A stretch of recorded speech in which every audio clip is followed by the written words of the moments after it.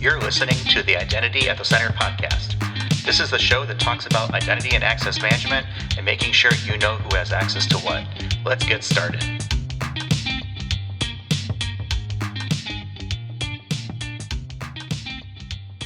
Welcome to the Identity at the Center podcast. I'm Jeff, and that's Jim. Hey, Jim. Hey, Jeff. How are you? Oh, not so bad. Yourself? Good. I'm good in most respects. I just saw that my Netflix plan is increasing price. It's only $1.50 a month. I'm in the U.S. I think it's going up in other geographies as well. But it feels like these price increases keep happening, and I guess I'm not a huge fan of that. You don't like prices going up? That's weird. No, I don't. I really don't. And, what got me thinking about it for this episode is when we did our recent episode with Adam Michael, we talked about the social dilemma. I was watching that this past weekend, and again, I watched it the first time and was only paying half attention, but I think that's going to be a really good topic for us to maybe get into one of these days on the Identity at the Center live streaming that we do on YouTube every week. Yeah, IDAC.live. That's our newest media venture.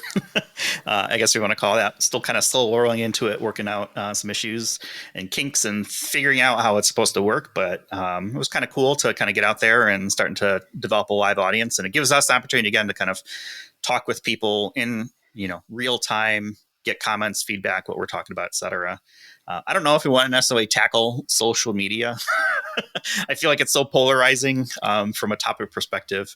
Well, I guess we'll see how that goes. But as far as price increases, I think it's the US and Canada that is having Netflix price increases. And it just, I think now we're back to the days of, everyone used to hate cable bills and the bundling and all that stuff.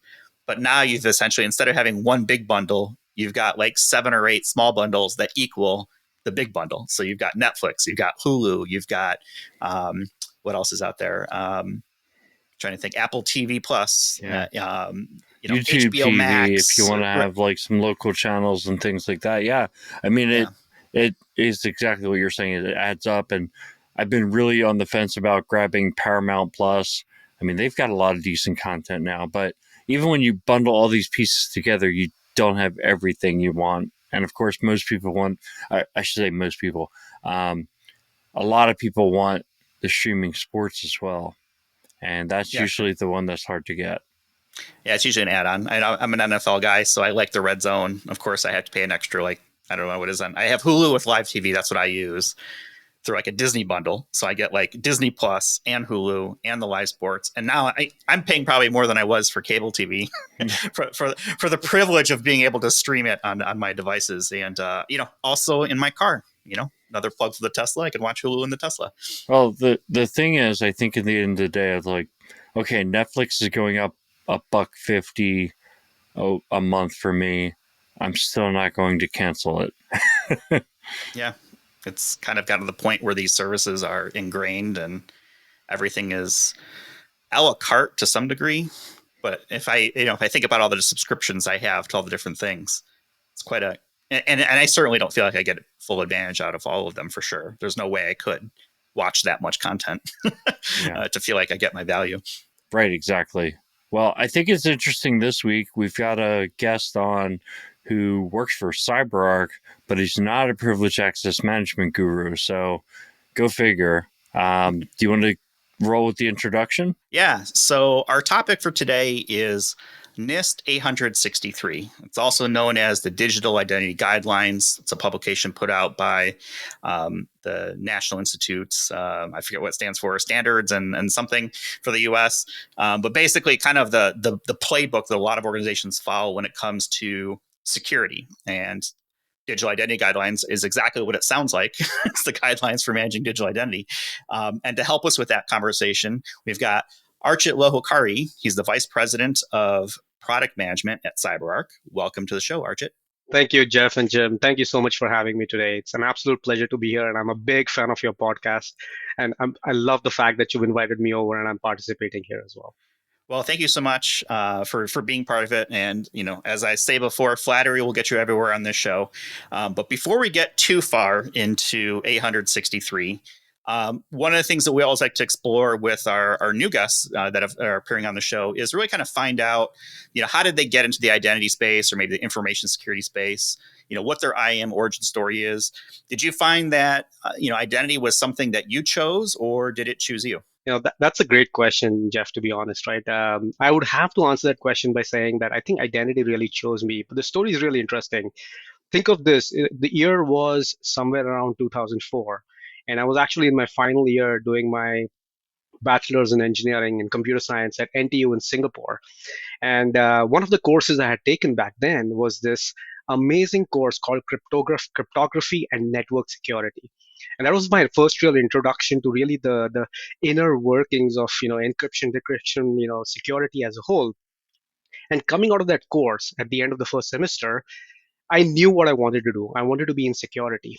But back then in Singapore in 2004, there weren't a lot of security startups or companies as such, who would hire a computer engineer straight out of school, right? So I went online and I started searching for all these amazing startups in the Bay Area, and I chanced upon this amazing startup called Incentuate, which had its engineering based out of Singapore.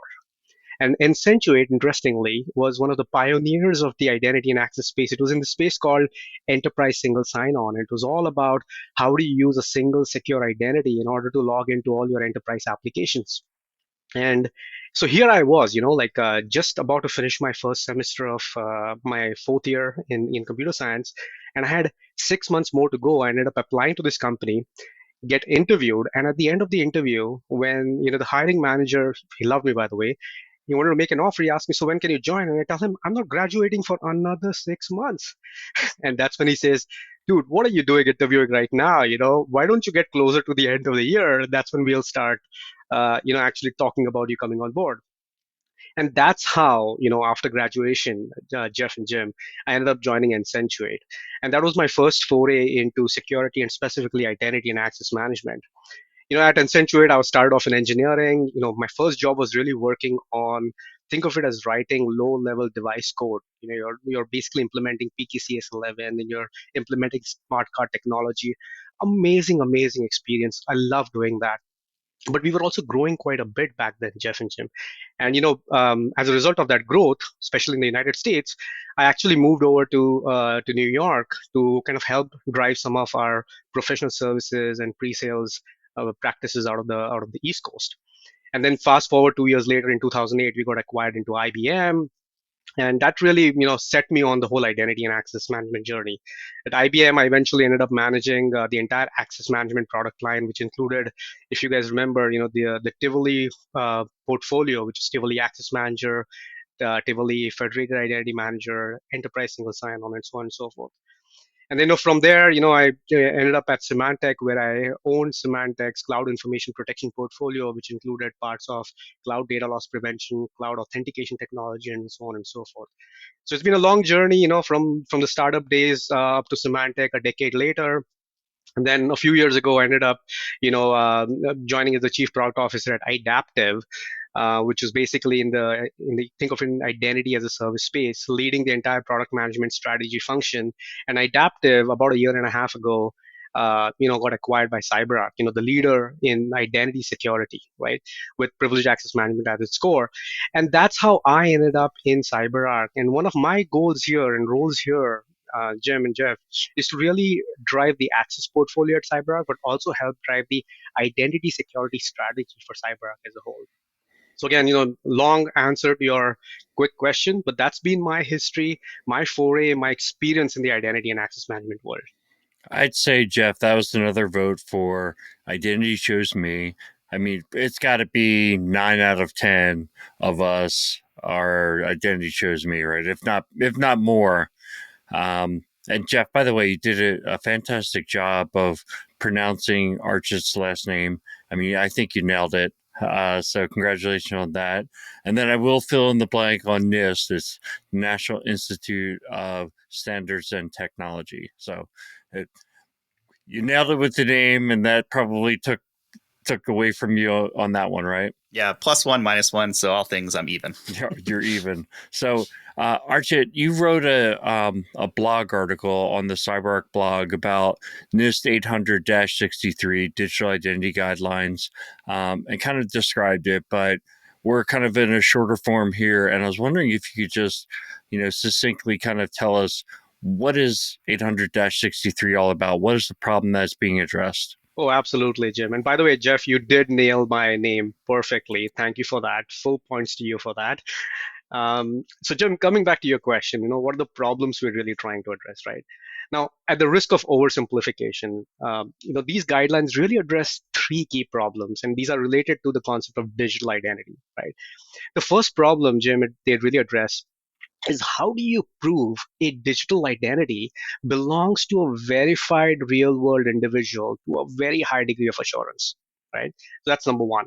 Then, now that this identity is proven, the second problem is really that of authentication. That is, at the time of login, how do you verify that this user, me, for example, accessing the service, is indeed who the user or me who I'm claiming to be, essentially, right? And this is done via a bunch of proof of possession of authentication factors and a whole bunch of other ideas and concepts that are in the NIST standard. And then, Jim, the third problem really here is related to the second problem, but adds an additional dimension where the authentication is really done by a third party identity provider. And the technologies and the concepts behind the scenes are called federation. And that third problem is really related to something called federated identity assurance or federated authentication assurance, or FAL. So these are the three problems very broadly, Jim, that they really seek to solve through these standards. I've run into the level of assurance problem and this framework in the past. It's been around for quite a while, and it's very popular in the higher ed industry. So a lot of universities are thinking about the level of assurance required based on the level of affiliation a person has with the university. So you could imagine somebody who is a community member who needs access to a library. That's a very low level of assurance. Somebody who's a student and needs access to certain applications, or even a staff member, would be at kind of that medium level of assurance, so that you need to know who they are for sure. You have to have some level of assurance, but not the same as that third level where, somebody's the administrator for the mainframe, and right, they can change grades or change bills and things like that. And so it got me thinking, higher ed is one industry that really seems to care about level of assurance, but are there other industries? And is this something that applies more to some industries than others? And where is that use case really popular? Yeah, so in general, I mean, these use cases are more or less popular and applicable to pretty much all industries today, right? We all know today the challenges associated with authentication. You and I keep hearing about ransomware attacks all the time that are happening, right? But specifically, Jim, if I have to really say, right, these standards as such, and I'm talking about 863A, which is the enrollment and identity proofing standards, and 63B, which are the authentication assurance standards. They're largely applicable and extremely used in highly regulated industries, right? And when we talk about highly regulated industries, Jim, you're talking about obviously banking, financial services, and insurance. And in BFSI, as we call it, right, there are new standards related to PCI DSS, right? There are new standards related to PSD2 and strong customer authentication. They're like mandates that these highly regulated industries have, and they actually require you and the user to have a high degree of assurance. And when I say that, you're talking about bringing in two factors of authentication, one of them being cryptographically strong, which gives the level 3 level of assurance, right? Jim, the other industries examples would be healthcare, where you have these clinicians, you have doctors, nurses who are accessing very sensitive patient health information, right? And you want to make sure that the person who's accessing this information, this critical information, is who the person claims to be. So again, when you onboard these users into the systems, that's the enrollment guidelines we're talking about. And then when you actually have them authenticate and access that data in real time, that's the authentication assurance levels that we're talking about. That's another area and the market as such, vertical, where you see a lot of this, right? And then you have manufacturing, you have oil and gas with a lot of sensitive devices that have broad impact And they're also highly regulated, where you'll start to see some of these standards being applied quite intensively and quite religiously, if I may call it that. I think it's really interesting how you broke those two things apart, because I think that's the essence of the standard, right? It's one, what is the process to proof the identity that the person really exists, that they are who they say they are. Well, really, then there's the authentication. So at the time that they're accessing some resource, that they can prove that they are that person who is proofed. Um, I I guess I'm just so intrigued by this identity proofing area, especially now that we're moving more and more toward a remote virtual world. I think we're already moving there, but the pandemic only sped things up. Think of the university context where students are taking classes remotely, maybe in the past had to show up on campus. I think that's becoming more and more difficult. And there are some use cases where, frankly, there's no need to ever show up in person. And you have these documentation type capabilities where I can use my phone to take a picture of my ID and then do a selfie of myself. And there's some kind of correlation that artificial intelligence is doing behind the scenes. I think this is a real fascinating area. Are you seeing the same thing? I mean, seems like it's gaining popularity. Totally, Jim. Interestingly, we all today live in a post-COVID world, right? I haven't actually seen the inside of an office. I kid you not, for like a year and a half. Well, maybe even the one time I was in Israel visiting the, CyberArk offices there. But in this world, trying to onboard an employee, imagine someone joining your company at this point in time.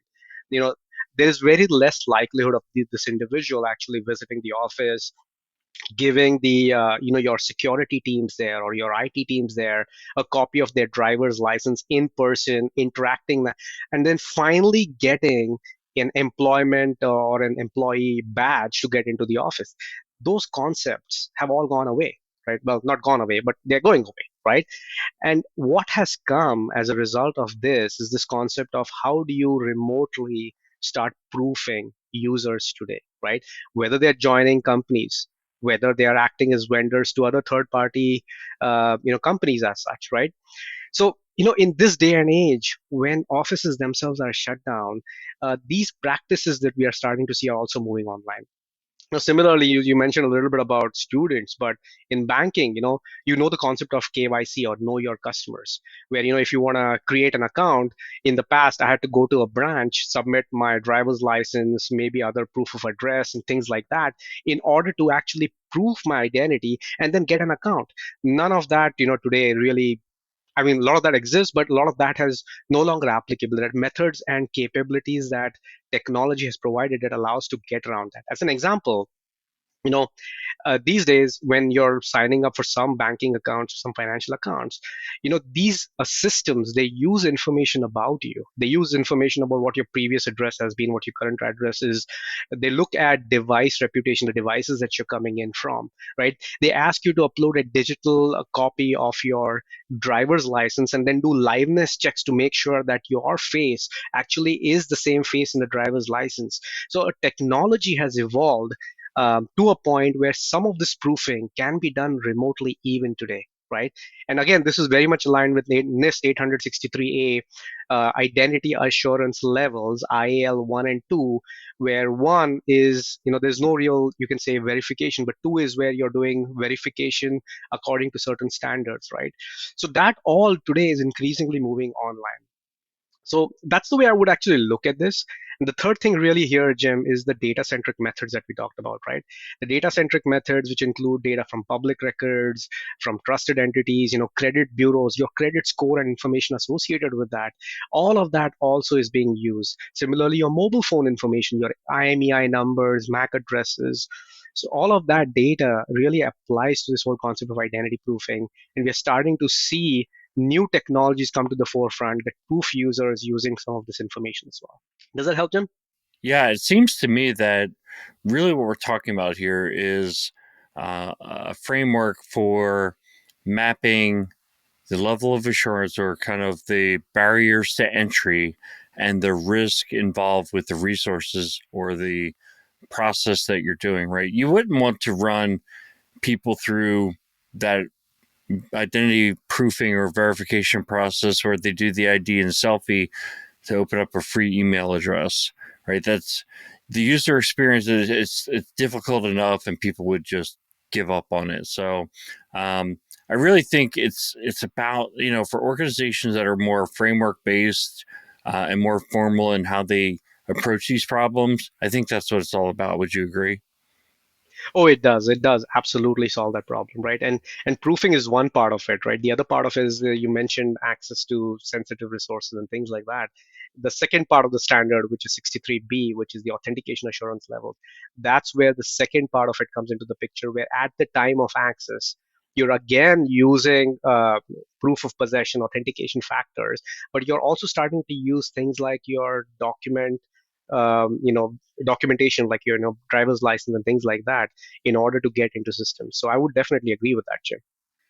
All this talk with assurance and authentication and different levels, it kind of brings to mind CARTA, which is Gartner's Continuous Adaptive Risk and Trust Assessment. I got that one right. So, and I'm wondering, I think there's been some overlap there, and I think 863 sometimes gets some mentions with CARTA.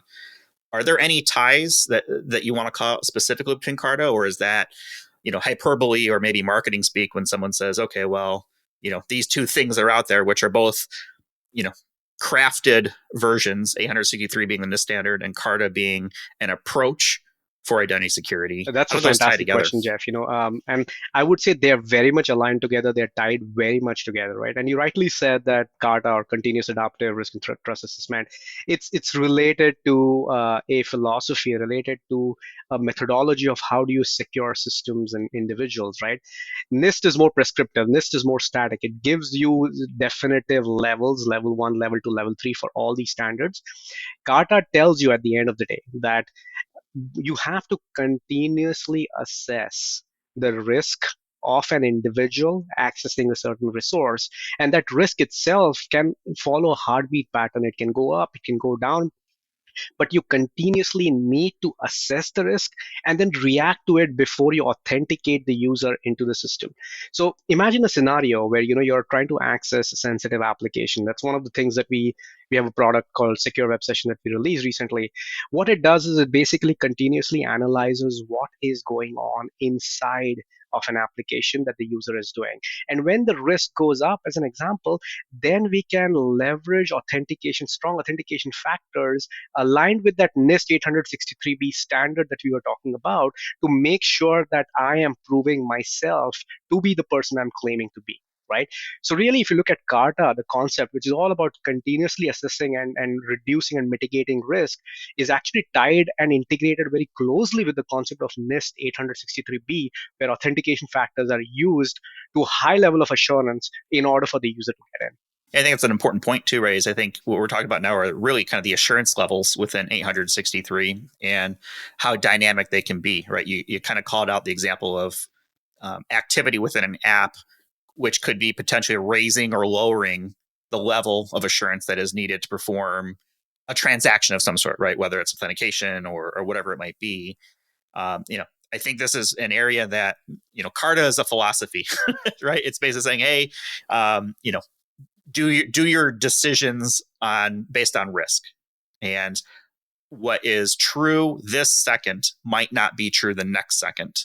So it puts companies into this weird bind of having to try to figure out, okay, well, how do I manage all these different variables about a user, and how do I dynamically scale authentication or even authorizations up or down based on whatever's happening in the moment, right? Maybe I'm connected via VPN, and then the next second my VPN goes down and I'm not connected anymore. Or maybe I change devices, or all of a sudden, it's a totally different geography from an IP address perspective, right? All these pieces of data kind of fit into that. And I think that's what's so interesting around 863 in this conversation specifically, is people shouldn't treat it as a static level of authentication.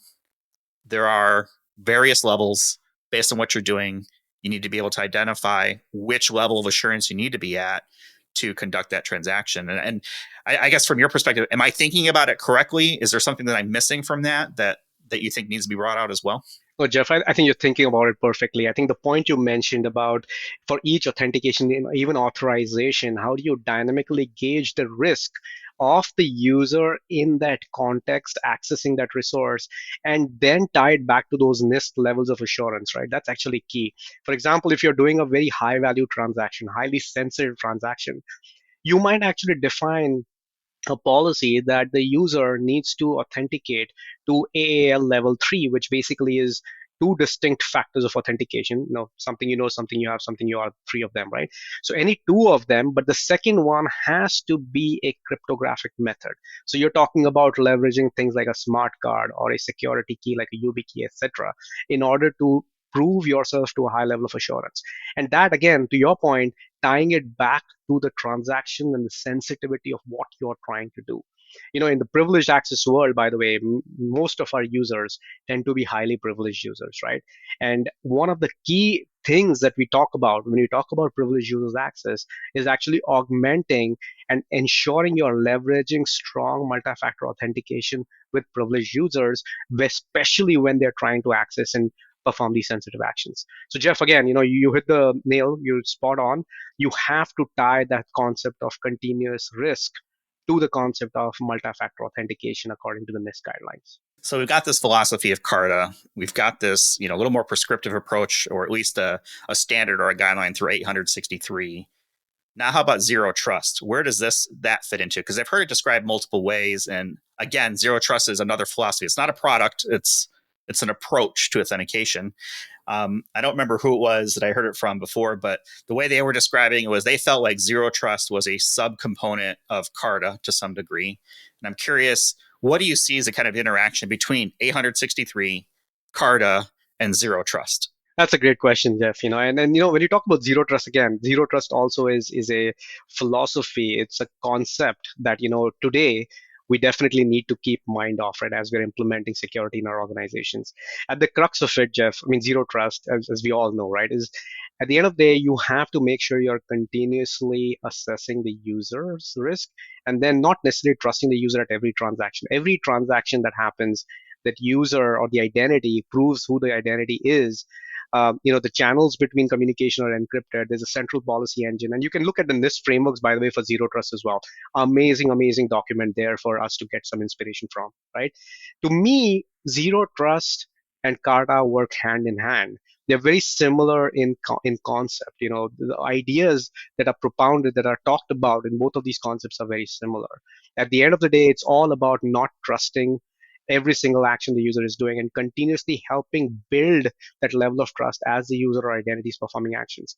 And then NIST, if you have to tie NIST into all of these, NIST really, at the end of the day, provides guidelines for enrollment and proofing, provides guidelines for authentication and for federation.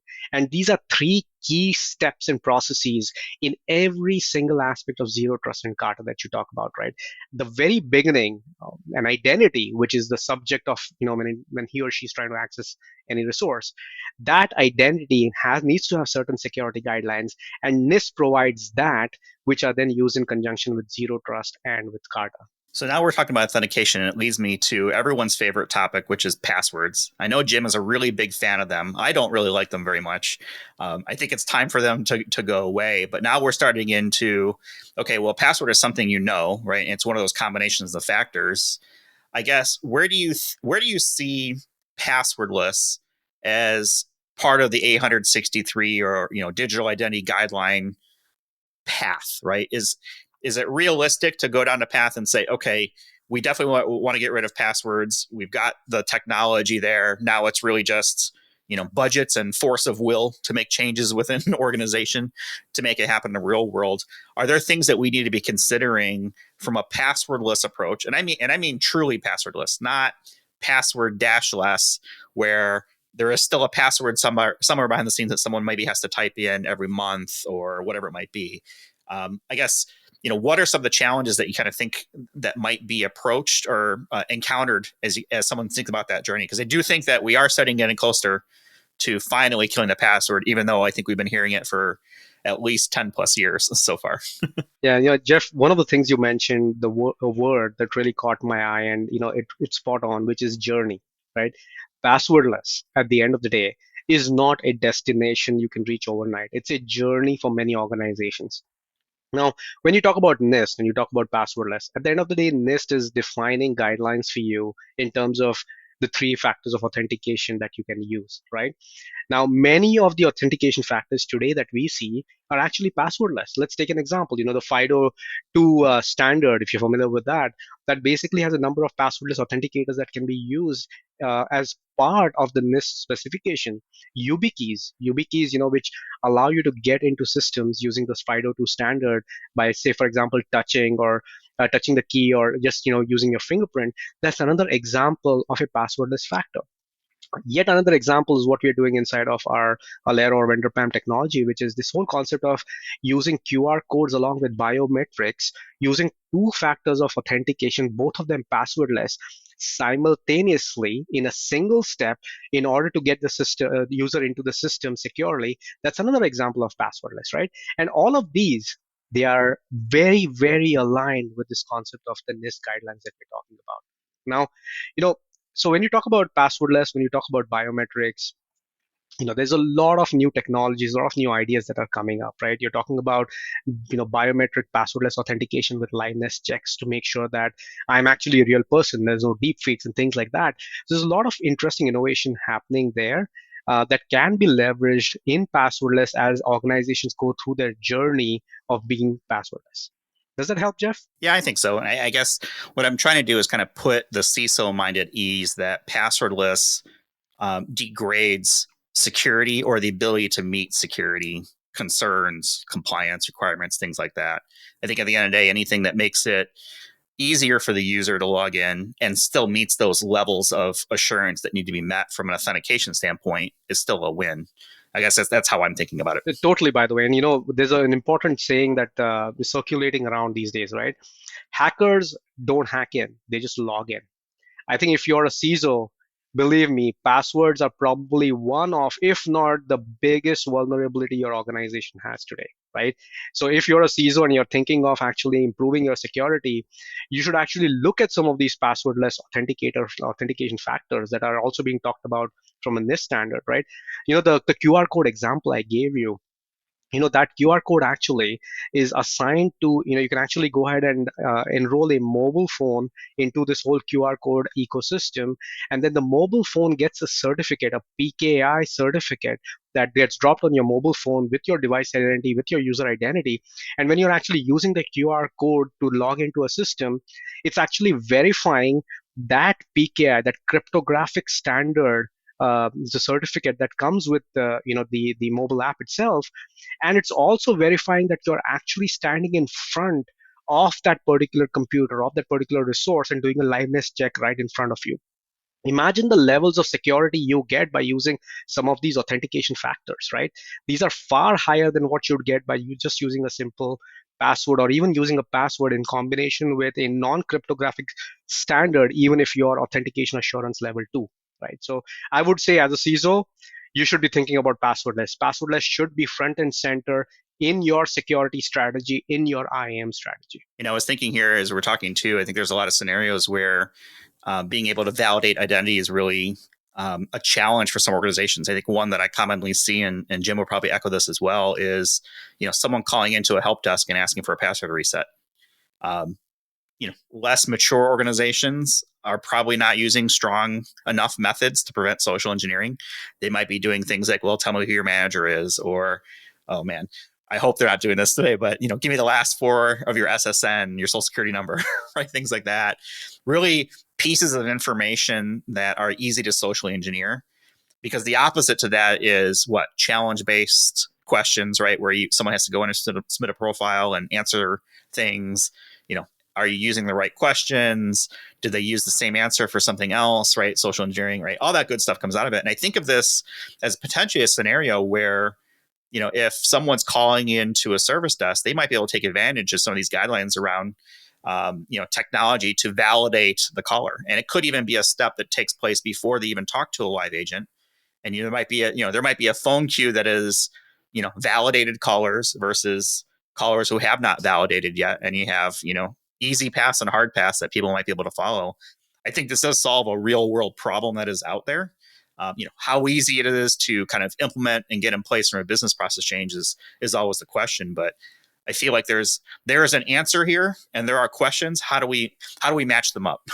Yeah, those are great points, Jeff. I do want to point out, though, for anybody who maybe didn't realize you were being sarcastic, I am not a fan of the password. So let's make that absolutely crystal clear. I am all for the passwords going away. I'm going to send you a Valentine card from Passwords, and we'll see how that goes.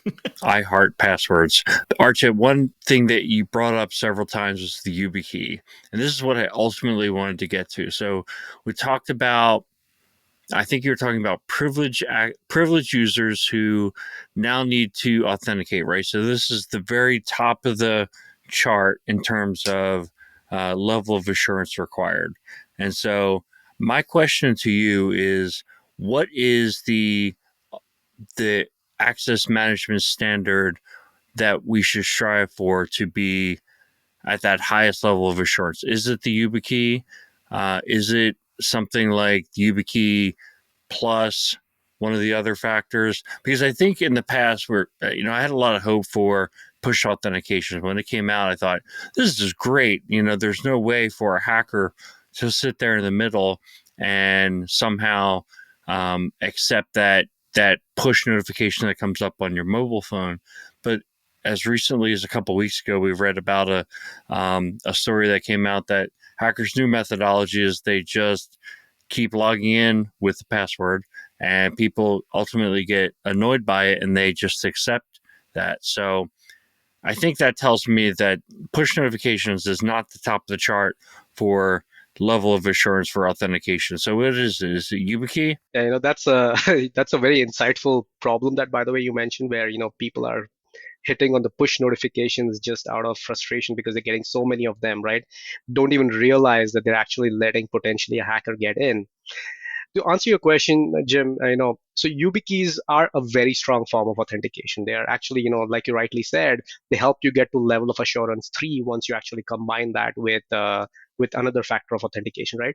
But with many hardware keys, with many devices like these that you carry that you need to plug into your computer, there's always that challenge around manageability of them, right? Like I have like 3 YubiKeys with me, and in the last maybe a year or so, I've probably lost like 4 of them, right? So having a framework around really managing them, revoking them, reissuing them, sending them over in this remote working environment, these are all challenges associated with the YubiKey, right? So I think there's always a balance, and the way I would look at solving this problem is really looking at a combination of things that we ubiquitously own today, things like mobile phones, things like biometrics, things like QR codes that are easy to manage. At the same time, they're extremely strong forms of authentication if you're doing them or leveraging them rightly, right? So I think there are various combinations of different levels of authentication you can get by using these technologies. They're also extremely manageable, and not losing them, by the way, Jim, makes it easier from a security standpoint as well. If you keep losing YubiKeys, they get picked up by someone else, there's always those challenges there, right? So I think using some of these technologies like biometrics, using QR codes, even leveraging standards like FIDO2, I think tend to go a long way in securing this whole infrastructure that an organization may have. Yeah, one other potential control we would have is, I know a lot of access management tools are now having the ability to use artificial intelligence and user behavior, using the context that the user is in, the time of day that they're authenticating, to kind of build that risk profile and then adjust accordingly. Obviously, I asked you about the most risky login, but you may have a scenario where, hey, somebody's trying to log in with an impossible login scenario, or from some blacklisted geographies where if they want to log into the mainframe as an administrator, you're just not going to allow it in the first place. So, I mean, do you also see this rise in user behavior and artificial intelligence as a way to kind of meet this higher level of assurance? Totally, Jim. Totally. I mean, user behavior analytics and leveraging technologies like machine learning, right? When you have vast amounts of data on users, their behavior, and using this technology to come up with user behavior profiles, and then using these profiles to create baseline risk scenarios for each user. I think it's very key. Right? Some of the things we do, for example, right, is I talked about biometrics a little bit earlier on, but biometrics also has its own challenges. But when you combine some of those strong authentication factors with the concepts of users, network, the location, the device that the user is coming from, the IP address that the user is coming from, the time of the day at which these users typically leverage or access certain systems. When you take all this data and you actually use machine learning algorithms, clustering and things like that, what you are able to generate at the end of the day is a very strong augmentation to the NIST standards, to authentication standards. So you're able to do what we call as conditional or adaptive access, right? Meaning that you actually, the system, when you're trying to log into an application or log into a system, it is continuously, again, evaluating your risk, leveraging not just obviously what you log in with, the authentication factors, but also your environmental attributes. What are you trying to do? And then based on that, it actually goes ahead and authenticates you into the system or lets you access certain sensitive resources.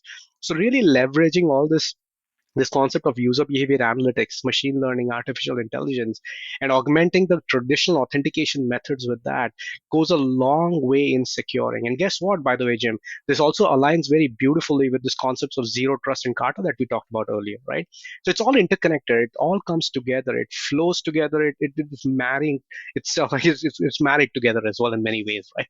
If I may call it that. Yeah, no, it's right on. And I think what's so fun about this conversation is, there's that whole aspect of the security, but also balancing that with the user experience. That's the reason why we don't go for maximal security in every use case. We don't go for maximal identity proofing in every use case. And then kind of touching on that user experience is tapping into human psychology, right? And making it so that users actually don't mind the experience, right? But tapping into knowing how people work, right? And that's one of the reasons why passwords are such a terrible idea, is that the human psychology is, I'm going to make this easier for myself. One thing that we talked about offline was the idea of using gamification in IAM. And I've always loved this idea, right? How to incentivize people to do things in a more secure way. And so if we talk about authentication, potential for using gamification to get people to kind of raise their assurance score. And you had some thoughts on that. So I'd like to ask you to talk about that a little bit. Definitely, Jim. I'm a huge fan of the concept of gamification.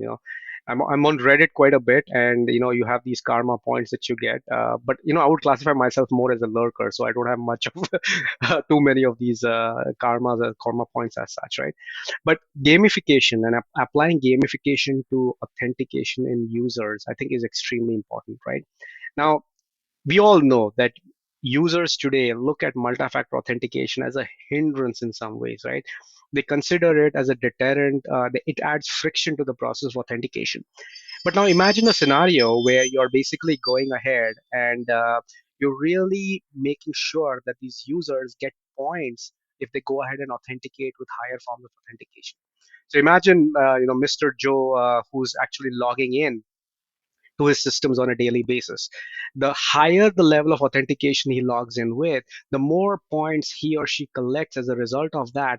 And then imagine having a system that shows you a leaderboard of the most secure people who are logging in with the highest assurance factors, with the highest assurance levels. Imagine having a leaderboard like that inside the organization.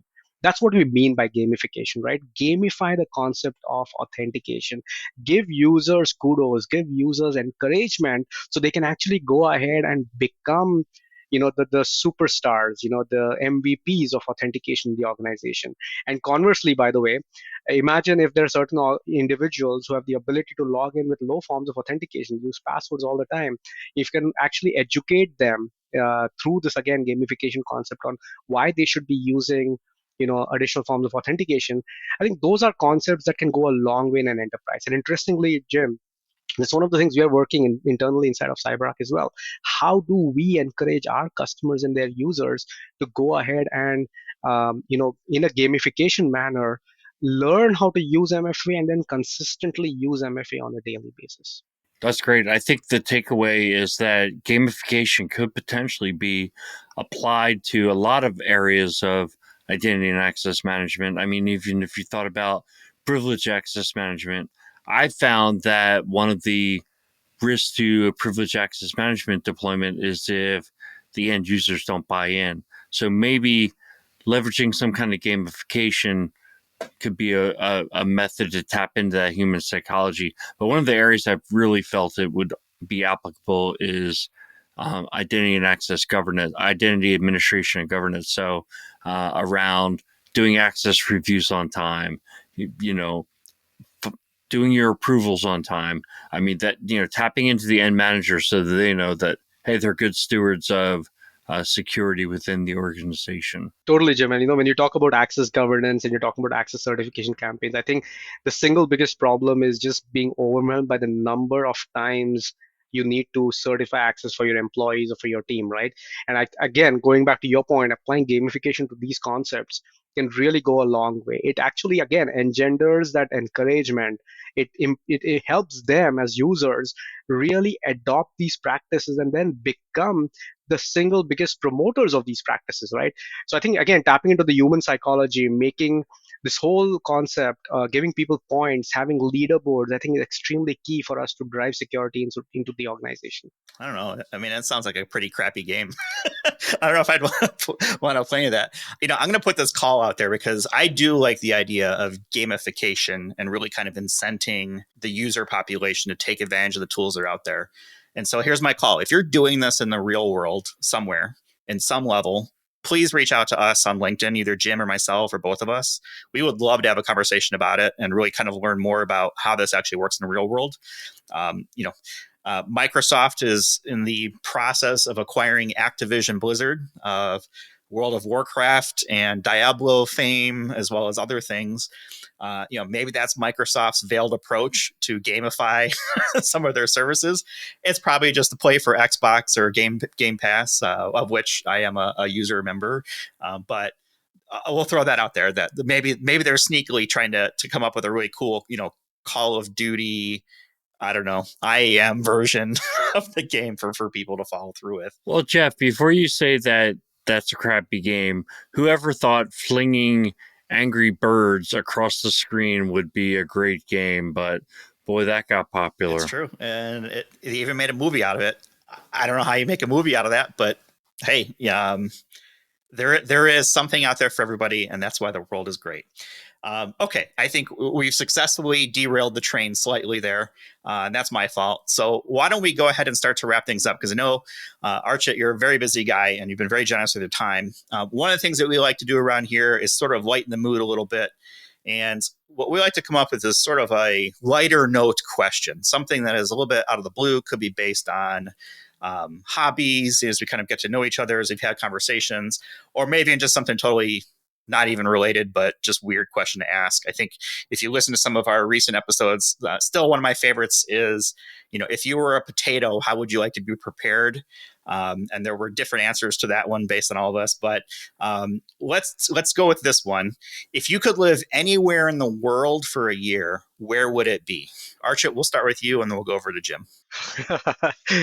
Jeff, actually, let me tell you a story, and then I'll at the end of it, I'll tell you why that place is what it is. Right, that's the place I want to live in. So this is it's around 2008 or end of 2008 or so, right? And at that point in time, my company had just gotten acquired by IBM, Accenture, the startup, right? And I was in sales engineering back then, and the only person who was kind of single in the team was me. So I was the only person who could actually fly all over the world at a drop of hat and then address sales calls and work with customers and so on and so forth. So this was about 2 months into the acquisition. The global head of our sales consulting calls us and says, "Hey, Archit, I need you to be in in so and so city, and I'm not going to tell you the city just yet. I want you to be in so and so city on Monday, and I told this on Friday, right? So I quickly go into our online system. I book a ticket to this destination Sunday night. Taking I was back in New York, in Manhattan back then, a red eye. And the next morning, on Monday morning, I land, and I haven't slept the whole day on Sunday or Sunday night because I was excited. New city, fun city. I work through the day, go to a customer site, do a few demos, beautiful presentations. We have a lot of fun. And then our head of sales consulting in the local region tells me, "Hey, Archit, why don't you go home, sleep for 2 more hours, and we'll meet up at 9 o'clock for dinner," right? And here I was, living in the United States, 9 o'clock dinner, that doesn't compute. My dinner usually ends at like 6:37.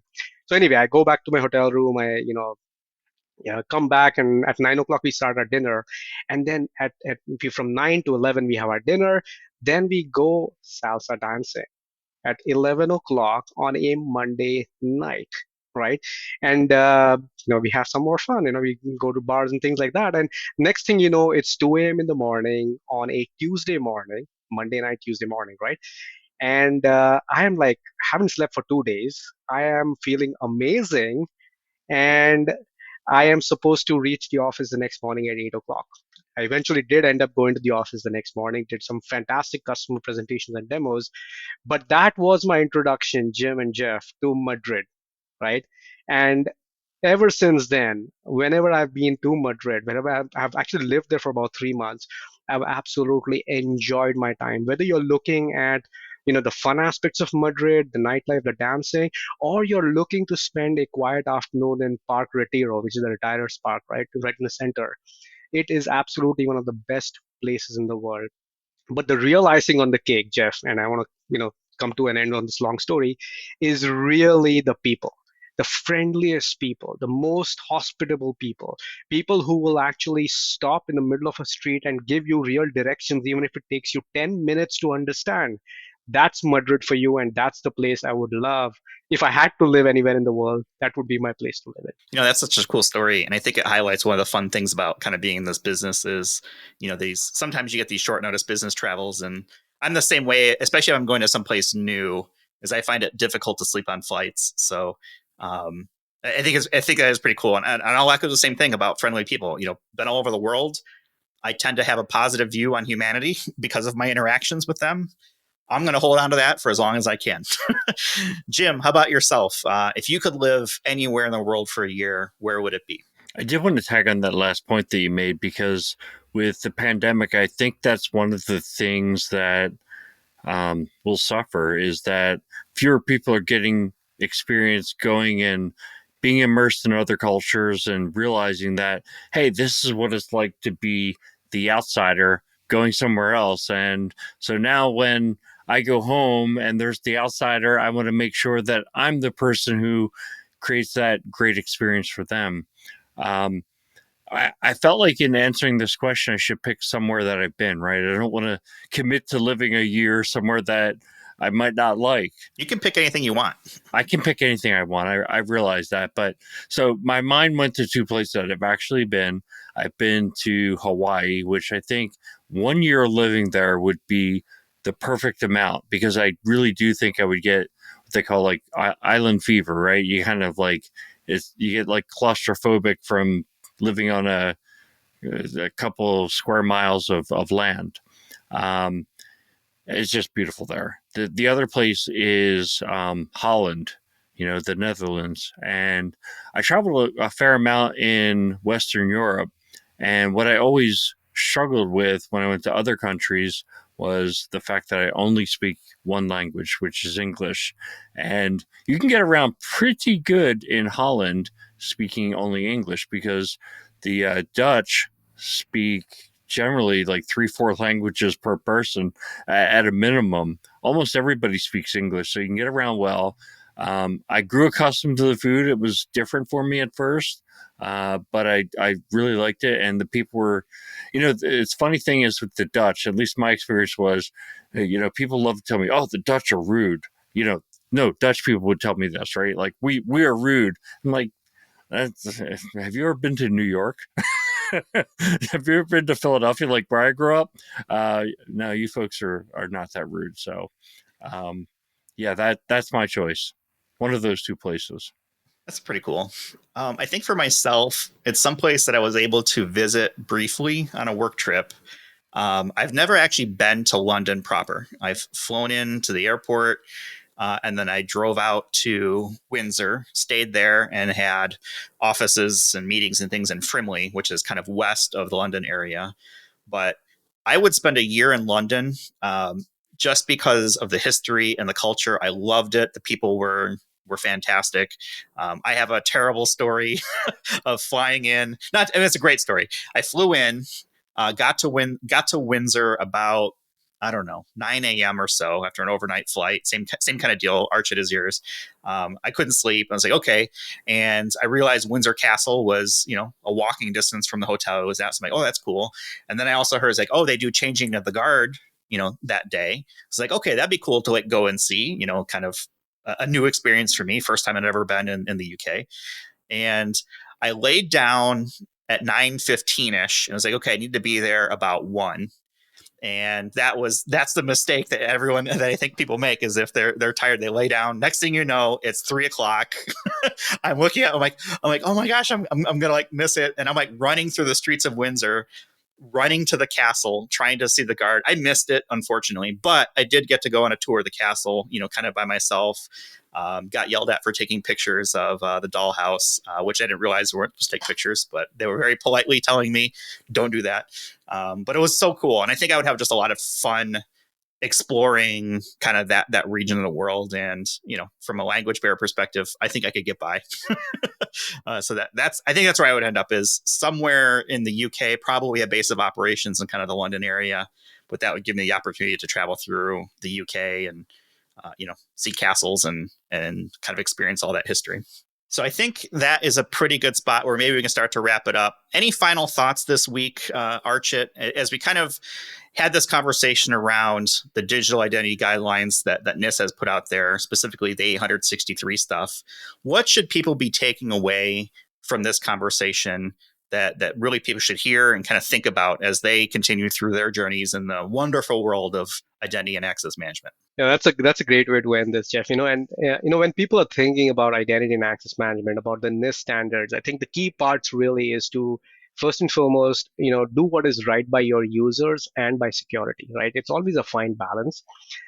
It's easy to make it so easy for users to log in that there's no security aspects left there, or sometimes it's easy to implement extremely strong factors of authentication and make life really difficult for your users.